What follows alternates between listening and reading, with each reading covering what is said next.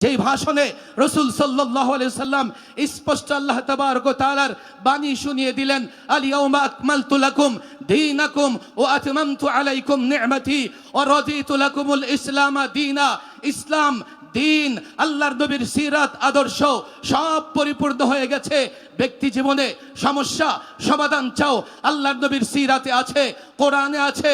সামাজিক রাজনৈতিক সংকট সমস্যায় আল্লাহর নবীর সিরাতের বিকল্প নাই।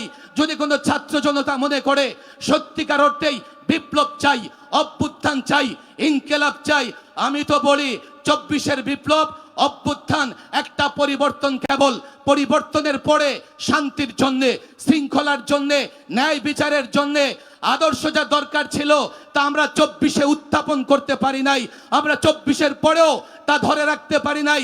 গোটা পৃথিবীতে যদি বিপ্লব করতে হয়, অভ্যুত্থান করতে হয়, আর অভ্যুত্থানের পরে ন্যায় ইনসাফ কায়েম করতে হয়, দুর্নীতি বন্ধ করতে হয়, স্বজনপ্রীতি বন্ধ করতে হয়, একটাই মডেল, একটাই আদর্শ, আল্লাহর নবীর সিরাত, আল্লাহর নবীর আদর্শ দিয়ে যদি আজও আমরা, যদি কেউ মনে করতে পারে বাকি জিন্দেগি থেকে শুরু করতে পারে, কেউ যদি মনে করে আমার কাফেলা আছে সেই মাদানী জিন্দেগি থেকে শুরু করতে পারে, তবে রাস্তা একটাই, আল্লাহর নবীর আদর্শ দিয়ে যদি এই যুগেও কোন অভ্যুত্থানের সূচনা করা হয়, আল্লাহর কসম এই অভ্যুত্থান হবে, কিন্তু এই অভ্যুত্থানের পরে প্রকৃতপক্ষেই শান্তি আসবে, বিশৃঙ্খলা থাকবে না।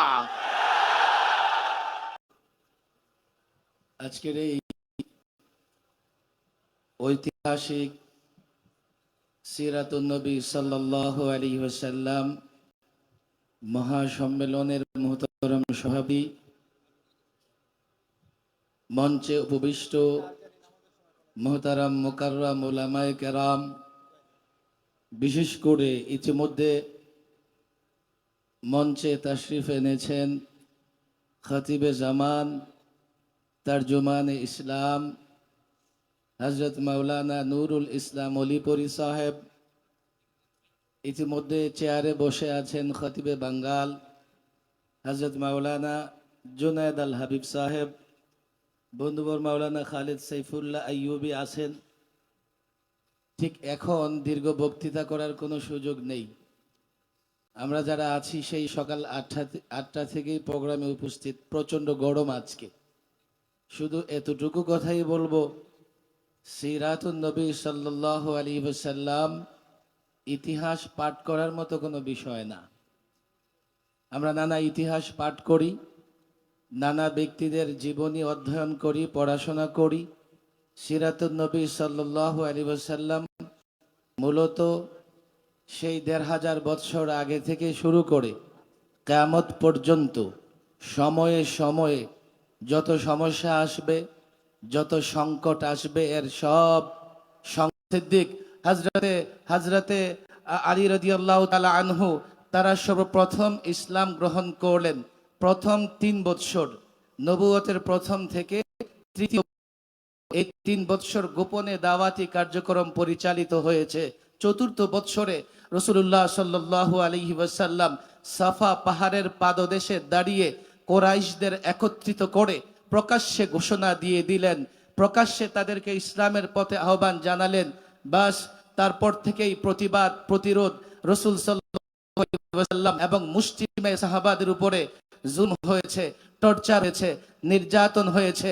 নির্যাতিত সাহাবায়ে কেরামের একটা অংশ নবুয়তের 5ম বর্ষে হাবশায় হিজরত করেন।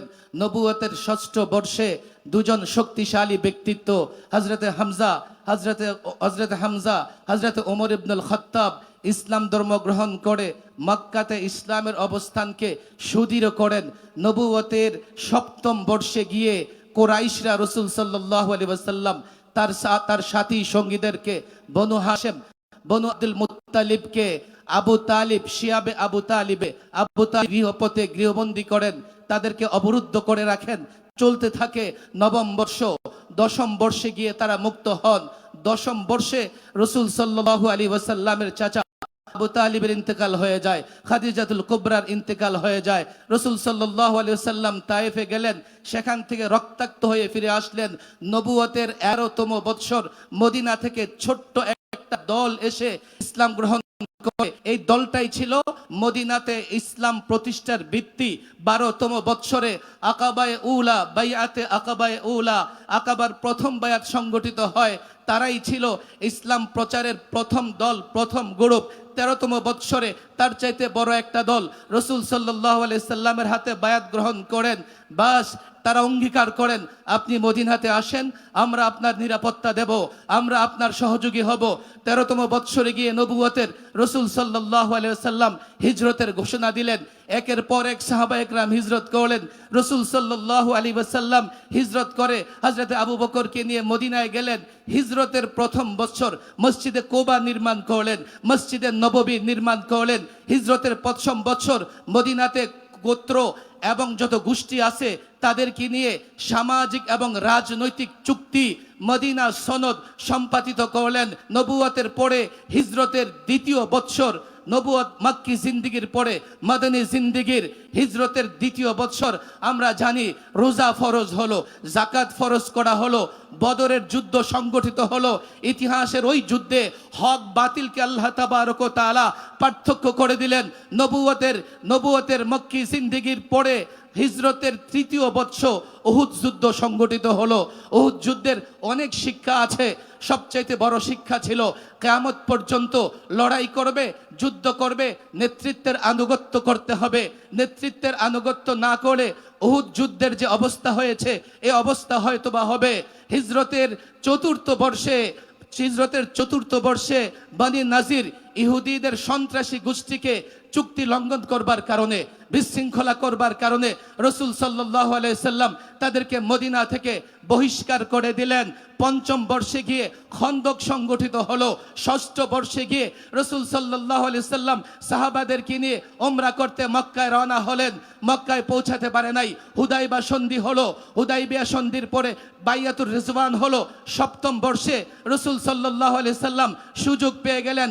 ইসলাম তখন আর হেজাজ, মক্কা, মদিনায় নয়, আন্তর্জাতিক পর্যায়ে ইসলামের দাওয়াত পৌঁছে গেল।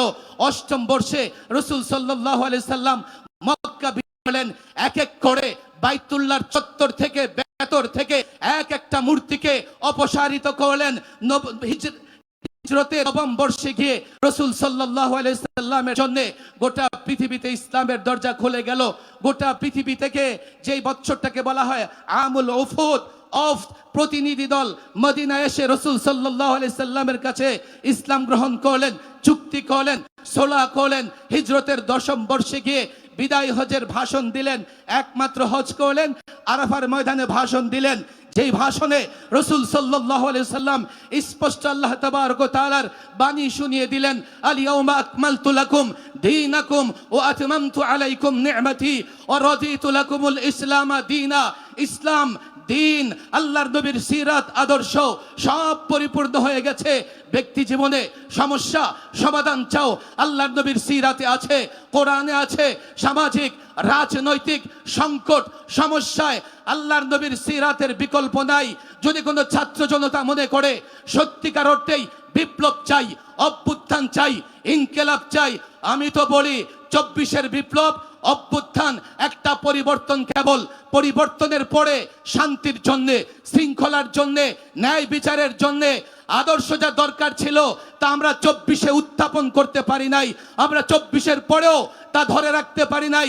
গোটা পৃথিবীতে যদি বিপ্লব করতে হয়, অভ্যুত্থান করতে হয়, আর অভ্যুত্থানের পরে ন্যায় ইনসাফ কায়েম করতে হয়, দুর্নীতি বন্ধ করতে হয়, স্বজনপ্রীতি বন্ধ করতে হয়, একটাই মডেল, একটাই আদর্শ, আল্লাহর নবীর সিরাত, আল্লাহর নবীর আদর্শ দিয়ে যদি আজও আমরা, যদি কেউ মনে করতে পারে বাকি জিন্দিগি থেকে শুরু করতে পারে, কেউ যদি মনে করে আমার কাফেলা আছে সেই মাদানী জিন্দিগি থেকে শুরু করতে পারে, তবে রাস্তা একটাই, আল্লাহর নবীর আদর্শ দিয়ে যদি এই যুগেও কোন অভ্যুত্থানের সূচনা করা হয়, আল্লাহর কসম এই অভ্যুত্থান হবে, কিন্তু এই অভ্যুত্থানের পরে প্রকৃতপক্ষেই শান্তি আসবে, বিশৃঙ্খলা থাকবে না। যদি শুধু পরিবর্তনের পরেই শান্তি আসে না, লাস্ট এবং ফাইনাল কথা, লম্বা বক্তৃতার কোনো সুযোগ নাই। ছাত্র সমাজ এখানে উপস্থিত, আমরা রসুল সাল্লাল্লাহু আলাইহি সাল্লামের সিরাত কিতাবে পড়ি, আর সাহাবা একরাম স্বচক্ষে রাসূল সাল্লাল্লাহু আলাইহি সাল্লামের সিরাত দেখেছেন। কিতাবে যা পড়ি এটাও যদি সাহাবায়ে কেরামের মাধ্যমে এসে থাকে সেটা গ্রহণযোগ্য, না হলে গ্রহণযোগ্য না। সাহাবায়ে কেরামদেরকে যারা হালকা নজরে দেখে তাদের সবচাইতে বড় সমস্যা যেটা হবে, তারা কোরআন এবং সুন্নাহর সঠিক ব্যাখ্যা করতে পারবে না। সাহাবায়ে কেরামকে যারা হালকা নজরে দেখবে, সাহাবায়ে কেরামকে যারা দলীয় ভাইয়ের মতো মনে করবে, দলীয় নেতার মতো মনে করবে, সাহাবায়ে কেরামকে যারা মনে করবে যে তাদেরও এই সমস্যা ছিল, সাহাবায়ে কেরামের সমালোচনা করবে, মারাত্মক ভুল তারা যেটা করবে, তারা কোরআন হাদিসের সঠিক ব্যাখ্যা করতে পারবে না। আমি তো পরিষ্কার বলি, রাজনৈতিক কারণে অনেক কিছু করা লাগে, অনেকে অনেক কিছু করে, কিন্তু একটা জায়গায় স্পষ্ট রাখতে হবে, আকীদা বিশ্বাসের জায়গায় কোন ধরনের কোনো কিছুকেই সামনে রেখে আপোস করা যাবে না। এই জায়গাটা ওলামায়ে কেরাম ছাত্র জনতাকে স্পষ্ট রাখতে হবে। তাহলে ইনশাআল্লাহ আমরা আহলুস সুন্নাহ ওয়াল জামাতের যে ঝান্ডা হাতে নিয়ে এগিয়ে যাচ্ছি, আমরা এগিয়ে যেতে পারবো, কেউ আমাদের থামাতে পারবে না। আল্লাহ তাবারক ওয়া তাআলা এই এলাকার ওলামায়ে কেরামের এই 3 মাসের মেহনত